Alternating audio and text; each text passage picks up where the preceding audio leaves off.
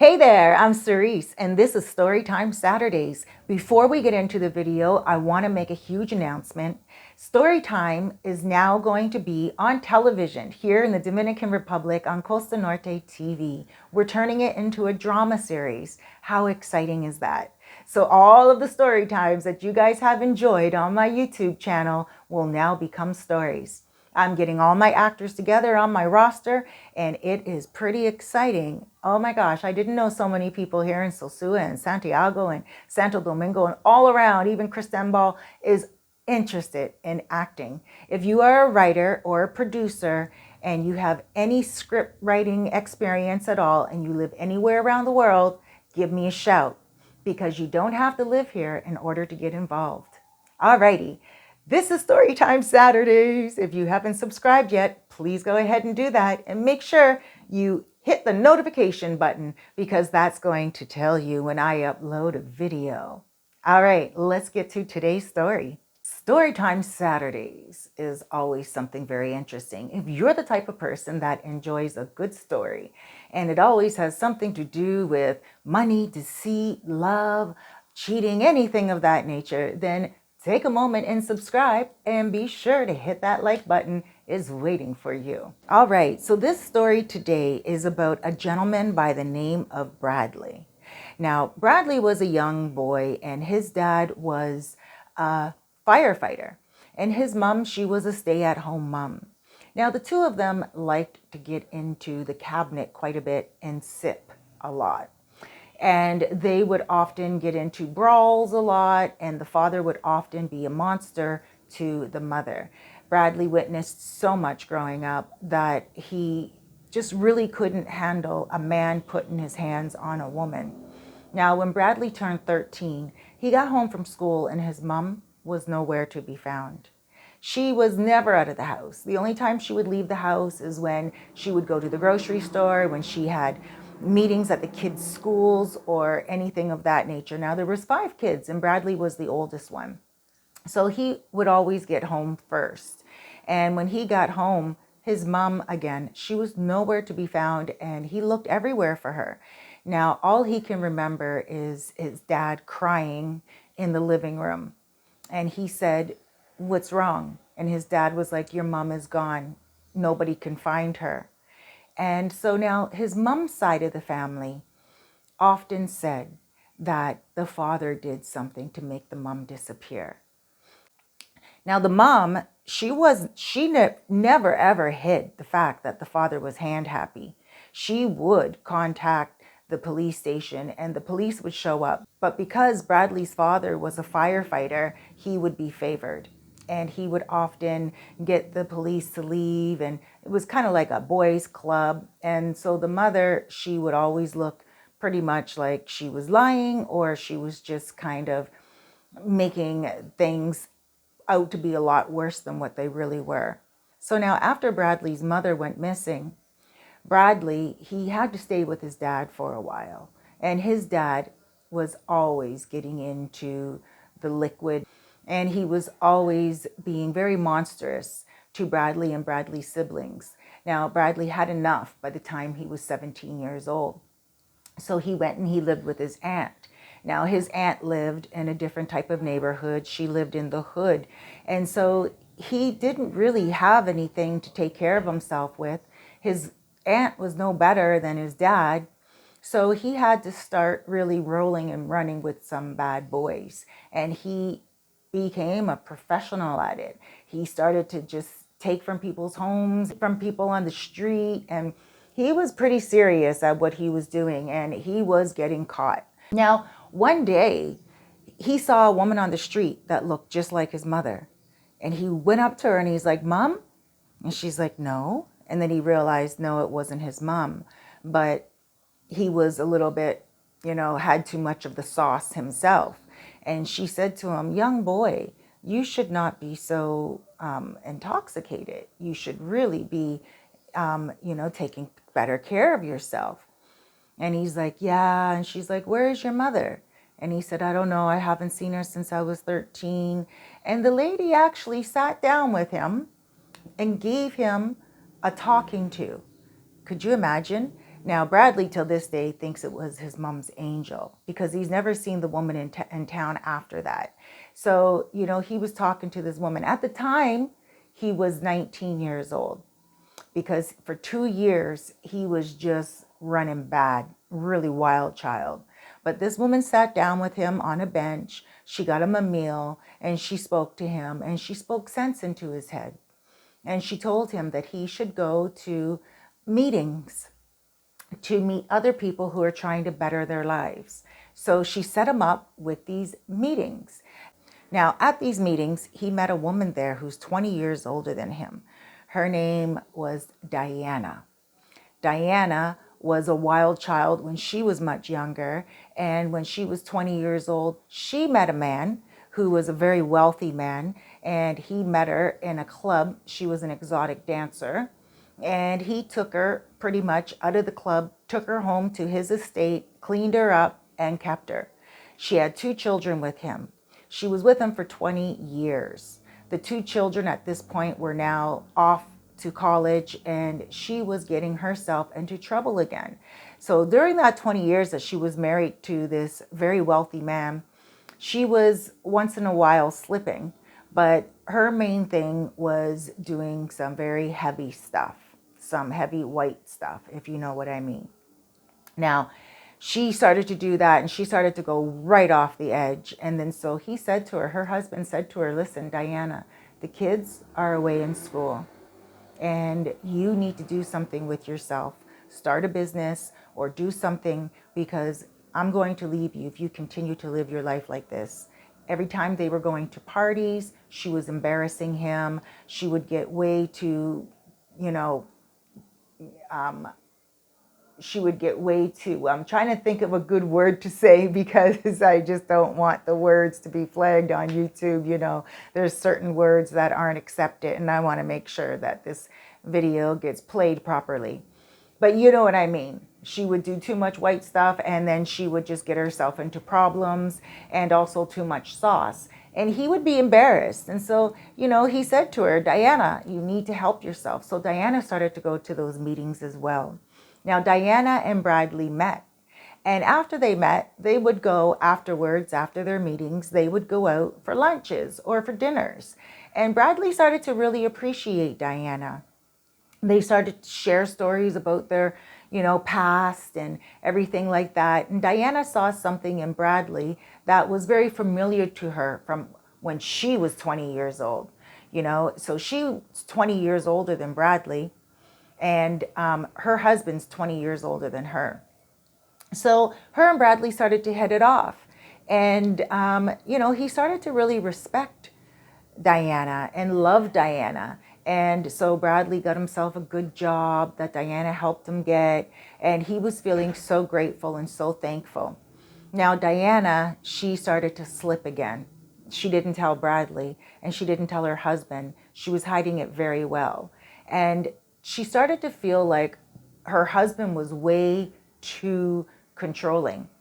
So she actually stopped going to the meetings. And although Bradley was still going to the meetings, he was missing Diana. And so Diana would say to him, okay, well, after the meeting, she would say to him, after the meeting, let's go meet at a hotel room. And they started to just sit and talk in the hotel rooms. And then eventually they became romantically involved. And after about 5 months of them meeting very often in these hotel rooms, by the way, she wouldn't put it on her credit card. She wouldn't put the hotel in her name. She would meet up with Bradley at like a local restaurant. After the restaurant, she would give him the cash and they would go to a motel and she would drive around the back and he would pay for the motel and just meet her in the back. And they got the same motel every single week and they chilled out to the point where they started to meet a couple of times during the week. And then it was 3 times during the week and they really fell in love. Then finally, she just started to feel like she wanted to be away from her husband. Now, the white stuff she was doing and all that other stuff she was doing, she was hiding it from Bradley and her husband. Bradley knew she was married and he knew he was crossing the line, but he felt like she was being honest about saying that her and her husband are not intimate any longer, and her and her husband haven't been intimate for a while. And, you know, then she got to a point where she was telling Bradley that her husband was doing the same thing that Bradley's dad used to do to his mom. You see, she started to play on Bradley's emotions. And then she said to Bradley, you know, that she just wants her husband gone. Bradley was like, well, why don't you go to the police? And she's like, well, because like your mom, the police aren't doing anything. And Bradley was like, oh, okay. And she's like, you know, we need to do something together. I want to be with you for the rest of my life. And I deserve my husband's money. And you deserve to have a good life after what you've been through in your lifetime. Now, it took a lot of convincing to get Bradley to the point of this. So she would show him bruises, and she started to show him like just a lot of marks on her body, like a lot of marks on her body. And she was telling Bradley that it was done by her husband. Bradley didn't know the difference. So then finally, she bought Bradley a tool. And with that tool, she said to him that she needs him to take care of her husband. She told Bradley exactly where it was going to happen. Now, Bradley's 45 right now. At this time, he was 20, okay? And he was still young, you know? And she was kind of just taking advantage of his youth. And so she was like, I need you to do this for me. My husband's going to be leaving a meeting today at around 3 o'clock. Just drive by and bam, just drive by and get him.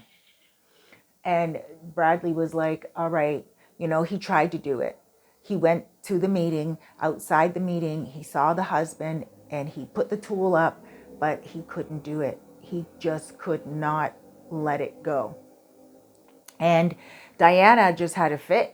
Diana, when he met up with Diana, Diana's like, you are a weakling, you are a punk, you are somebody that I didn't think you were. I thought you had a lot more nerve. And he's like, Diana, let's just go to the police. Like maybe the police will help you because your husband is wealthy. You're a wealthy woman, right? And he's like, my mom, she was just into a lot of sauce. And my dad, he had a lot of police officer friends. So, you know, it didn't work for my mom, but maybe the police will work for you. And she's like, I called the police many times before. My husband has a lot of friends, politicians and people that will help him get out of problems. And she was like really convincing Bradley that her husband needed to be gone. So Bradley was like, all right, you know what? I will do it. I have no choice. I'll do it. So then she told him, she mapped out a whole entire route. And she said, okay, we're going to do it somewhere where no one will see. She's like, my husband and I were going on a trip, and I want you to go on this trip, follow behind us. So that's what happened. But the husband, after they got on like a road that was like on the side, the husband said to Diana, I think this car is following us. And Diana's like, no, they're not. Diana turns around. She's like, no, they're not. And the husband said, yes, they are. I'm going to get out and ask them what they want. So when the husband got out of the car, this was so totally unplanned. Diana also got out of the car with him. She wasn't driving. She was in the passenger seat. And so Bradley stopped the car because he was following behind them. But when they stopped, he didn't know what to do because his job was to follow. But this stop was unexpected. So of course, he doesn't keep driving. He would have been smart just to keep driving and just hightail it away from Diana. But he didn't, and he stopped as well. And when he stopped, he was about 25 feet behind Diana and her husband. The husband just storms all the way over to the car, and the husband says, why are you following my car? And Bradley was like, and he's like, why are you following my car? Bradley's like, I'm, and boom, just did it. He was like, yeah, right away. The husband dropped, Bradley took off. Now, when Bradley took off, because everything was so spontaneous, he didn't realize that there was a car coming behind him. The car witnessed it, and the car actually was able to take down part of the license plate number of the rental car. And because he was in a rental car, Diana did not rent the car for him. Diana got him to go rent the car, right? So the rental car was under his name. So he drove off in the rental car. Half of the license plate got seen, and they found out where it was rented from and who rented it. They went and they picked up Bradley, and voila, he was identified by the people that were in the car that was just passing, that was the guy. And he didn't admit it at all, but he also didn't have an alibi. And he also had this peppered record from when he was younger, and they could prove that he had powder on his fingers as well. Now, the tool that was used, he got rid of it on the side of the highway, but it was eventually retrieved and his fingerprints were on it. So he got obviously convicted. The plan was that he would never ever tell on Diana. He loved Diana very much, and he told her, you know, if anything goes down and if anyone gets caught, he'll make sure that he covers her for her. And she was like, thank you for that, you know, and she said, I'll take care of you and everything. So he got 18 years in the big house. Could you imagine? And he was 19. By the time everything was said and done, he was 20 when he went into the big house. Now, after the 5th year, because during the first 5 years, him and Diana were talking back and forth. Now, you might ask yourself, how were they talking back and forth? This was before cell phones were really prevalent. And also, she couldn't visit him because that would be problems. But they were talking through letters. So she got her friend from way back in her wild days to open up a post office box for her. And this is what she would communicate with Bradley through, the post office box. So she would type these letters out so it wasn't in her handwriting. What a shady lady, eh? She would type these letters out and then she would mail them through the regular mailbox to the correctional center to Bradley. Bradley would mail them back to the post office box. And that was pretty much it. And when they would go to the post office box, she paid her friend from her seedy days to go get the letters, and she would meet with him. And on top of that, this same friend, she paid to go put money in Bradley's canteen every single week. So money like for him to survive on as he was in the big house. Now, she did that for 5 years straight. And then the 5th year, almost to the date, he was expecting his canteen and it didn't arrive. He put his orders in for his stuff and he didn't have the money to pay for it. And he was wondering, okay, well, where's Diana? And he started to worry about her. The letters stopped as well. And he's like, well, that's so strange. So, you know, of course, the guy's name that would always put the canteen in for Bradley, he had that name of the person who would put the canteen in for. So Bradley contacted his friend on the outside and said, can you look this guy up for me and tell me if you find him in the phone book? Remember, this was the days of phone books still. And tell me if you find him in the phone book. And if you find him, just ask him if Diana's okay. Ask him if everything's all right. So, of course, this guy was not in the phone book. He was a little bit of he lived a little bit of a transient lifestyle. He was, you know, in his 40s as well, like Diana was, but he knew Diana from his wild days, and he was still wild throughout those days that Diana was set up in her big mansion with the wealthy man having her children. So now, about 2 years pass, and he's now in the big house, Bradley is, for 7 years. All of a sudden, he's watching the news and he can see Diana is getting married to a politician.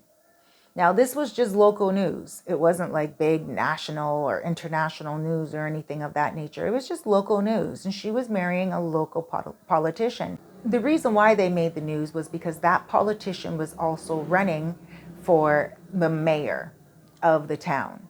right? So they were on the news, and of course Diana didn't think that he would see it. Bradley saw it, and Bradley was like, what? Speaking about relationships, take a look at these distant bracelets. They're for men and women. For those of you who have a loved one somewhere and you just want to be reminded of them every day and you want to share something the same. They are semi-precious gems. They're not plastic. They are real stone, and they're also stretchy so they can fit any wrist. They're wonderful to show your love and sentiment. Please contact the number on the screen via WhatsApp and make your order today. So Bradley was upset right away. And he was like, how dare Diana do that? She looked the same. She looked beautiful. And, obviously she got all those millions from after her husband was done with, due to Bradley. And so Bradley was pretty angry. He was pretty upset. And so what he did was he contacted the politician's office and he wrote a big letter telling the politician everything, and that, he's going to make sure that Diana goes down for this, blah, blah, blah, blah, blah. And you know what the politician did? The politician went to the big house to visit Bradley and threatened Bradley. So we don't know if the politician actually got the truth out of Diana. It could be that he didn't ever speak to Diana about it. It could be that he knew about it already. But he went to the big house and he told Bradley that if Bradley's not quiet, he's going to be getting a lot more years behind there in that big house. And wow, Bradley was just scared. He was terrified because, first of all, the police never listened to his mom when his mom needed help. The police never listened to Diana, so he believed, when Diana needed help. And now here he's in the big house and he knows the police aren't going to listen to him. So he just sat back and he did his time. He ended up doing 16 years. But during those 16 years, he learned a lot while he was in the big house. And he also got a degree in theology. He read the Bible inside out, and he really enjoyed the Bible and understanding more about forgiveness and understanding more about bettering someone's life. So he started to look at it almost like a blessing in disguise. So when he was released, he went to the Salvation Army. And when he got to the Salvation Army, he started to volunteer to help the homeless, and he started to, make a little bit of money on the side. And then he found out about missionaries. Those are people who travel the world and they talk about God, Christianity, and stuff of that nature. And they help lead people to the Bible and to become Christians. And so that's what he did.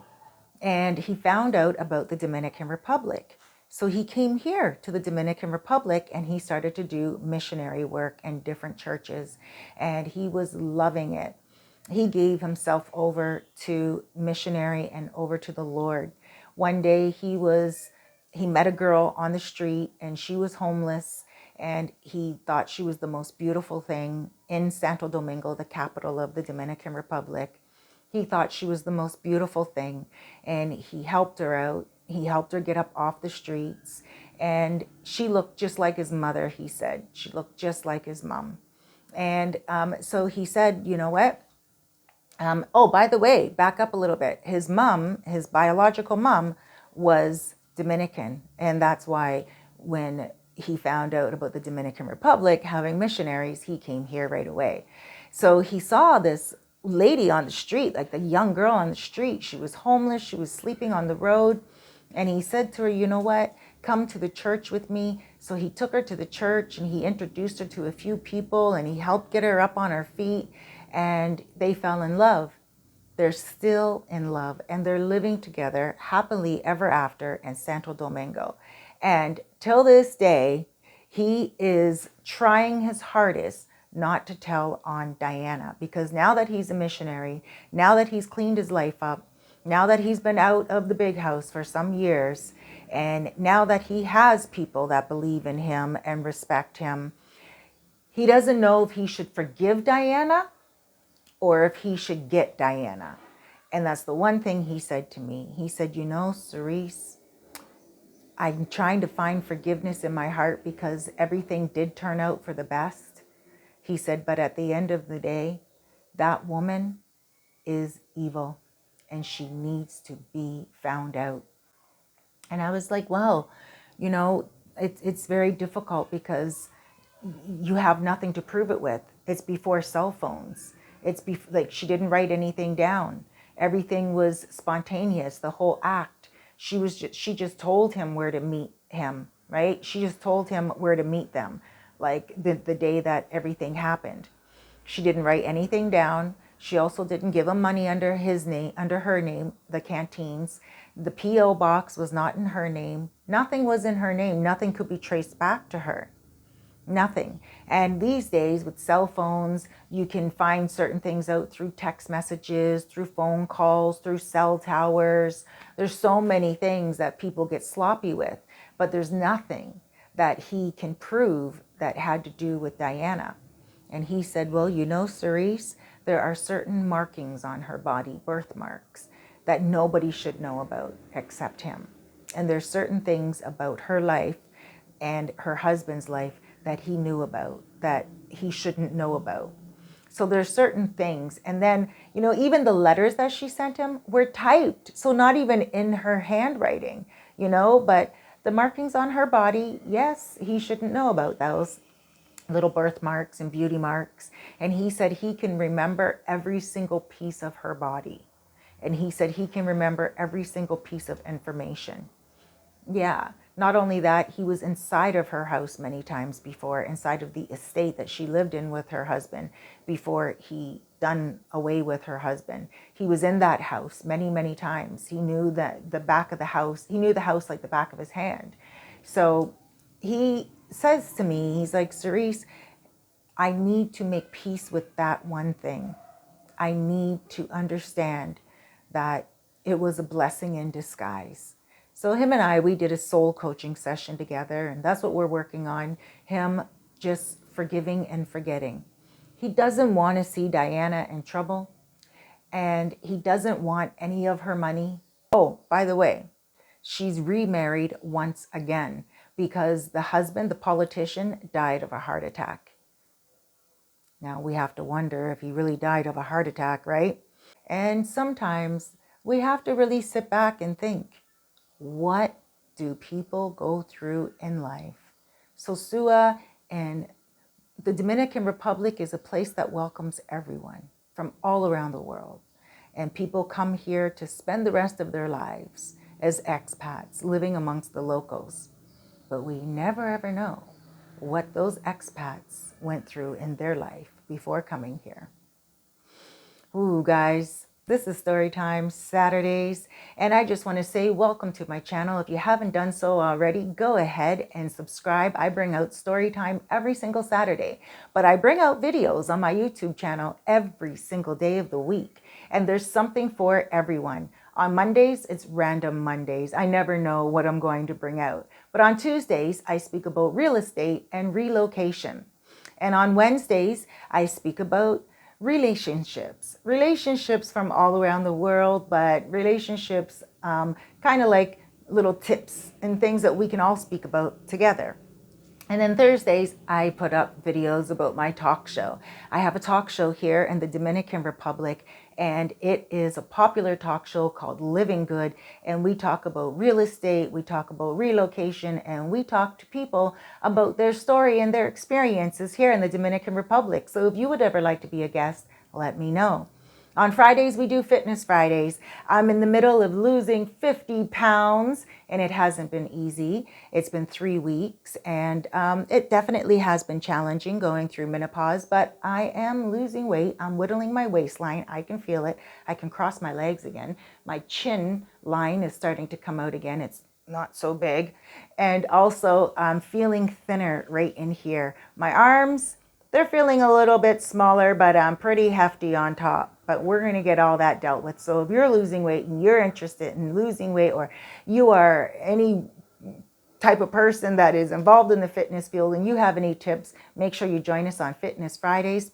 And Saturdays, again, is Storytime Saturdays. And then on Sundays, we have Sosua Sundays, where we go on the street. We never know where we're going to be on a Sunday, somewhere in Sosua, whether it's a restaurant or the beach or just on the street. And we talk about what you guys want to talk about, questions and answers. And sometimes I have a guest.